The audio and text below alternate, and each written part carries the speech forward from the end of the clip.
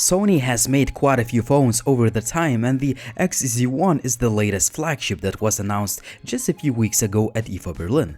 Steven from the Tech Magnet and me spent quite some time with a device that has a classic Sony design and flagship grade specifications. My name is Linus with the TechLine HD, and here's my full review.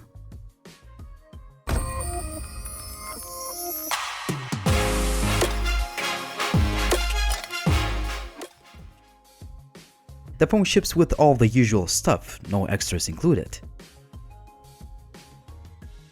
Sony hasn't really changed the design of their phones for a couple of years now. Some people hate it mainly because of those huge bezels on the top and bottom, or they simply want something new from the company. However, there are quite a few Sony fans that just love that iconic look. Drop me a comment down below and tell me what you think. Besides those huge bezels, the XZ1 looks and feels premium. Now it is made entirely of metal and it just screams quality. There are front-facing speakers to make the best out of that extra space on the top and bottom.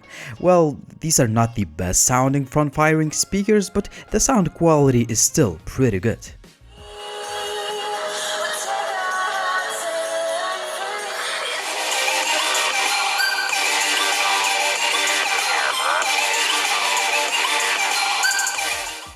I found the sound quality via the headset jack to be excellent. You can also tweak the sound in a variety of ways using built-in equalizers and enhancements. The 5.2-inch 1080p IPS display is great for both indoor and outdoor use, and it is also covered with a Gorilla Glass 5. As usual to Sony phones, the camera is one of the key selling points. The new XZ1 sports a 19 megapixels motion eye sensor, which lacks some essential features like optical image stabilization, but it has quite a few standout features that I will talk about later in this review. Other features include IP68 rating for water and dust resistance, a dedicated 2-stage camera button, a notification LED light that sits next to a beefy 13 megapixels camera, and a side-mounted fingerprint scanner that I found to be very accurate and fast. The Sony Xperia XZ1 is no slouch when it comes to hardware. It ships with a top-of-the-line Snapdragon 835 chipset, 4GB of RAM, and 64GB of storage, which is also expandable via the microSD card slot. As expected, all the latest 3D games just fly on this device, and it does not have any overheating issues even after 30 minutes of gaming. What is awesome is that the phone is also fast and fluid on the daily basis, even though I installed a lot of apps that are running in the background. The XZ1 is one of the first phones that ships with Android 8 out of the box. Obviously, there are some design changes and added features, but in general, Sony kept that stock Android look and feel. A few features that I use include the ability to select from quite a few themes or wallpapers. You can also adjust display settings or quickly launch the camera by pressing a camera button or double tapping the power key. There are some Sony Assist features if you want to customize the phone even further. The camera app takes pictures quite fast, and it has one of the standout features, 960 FPS slow motion video recording. It may sound like a gimmick, but it is actually a really cool feature as you're able to capture amazing slow motion video. The downside is that you can capture only a few seconds of slow motion while you're recording. In other words, you can't record the entire video in 960 FPS. You should click the slow motion button at the right moment yourself. One of the innovative features is the 3D Creator app that allows you to scan, share, or even print in 3D straight from the phone.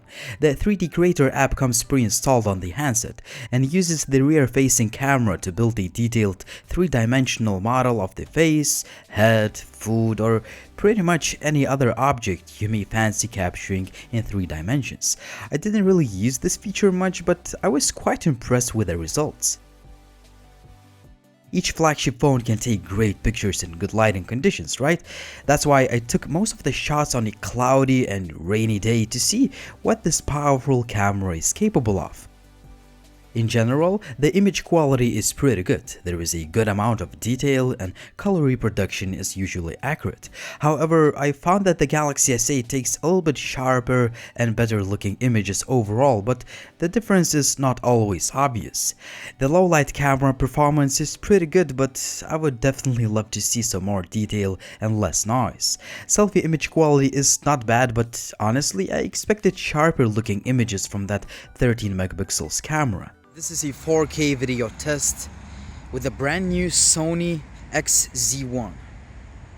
This is handle footage. Today is quite a cloudy day, yet the lighting conditions are pretty good. The 4K video looks great as the footage is sharp and detailed. Also, the electronic image stabilization does a good job reducing the shakiness, and the continuous autofocus feature works fine.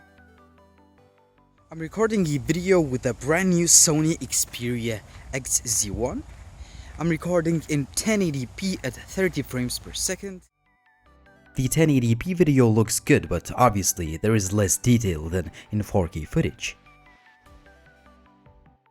I'm recording a video in 1080p resolution with a brand new Sony XZ1. The 1080p selfie video looks pretty good too, but it's not the best I've seen. There could definitely be more detail. The sound recording quality, on the other hand, is excellent. As far as connectivity goes, I have no complaints. Everything including Wi-Fi, Bluetooth, and GPS work fine. Also, the call quality and signal reception are very good. A 2700 mAh battery performs very well considering its low capacity. Even though I usually have a lot of apps running in the background, I could still get almost 7 hours of screen on time, which is a very impressive result. The phone supports Qualcomm's Quick Charge 3.0 feature, but it ships just with a regular charger. It takes about 2 hours to fully charge the device. The Xperia XZ1 does not bring any significant changes to the Sony's lineup, especially if we talk about the design. Still, the phone preserves that iconic look by not following the trend of near bezel-less displays, and there are still plenty of Sony fans out there that appreciate that. The camera still needs some polishing to unleash its full potential, but it excels by bringing quite a few extra features that other smartphones lack.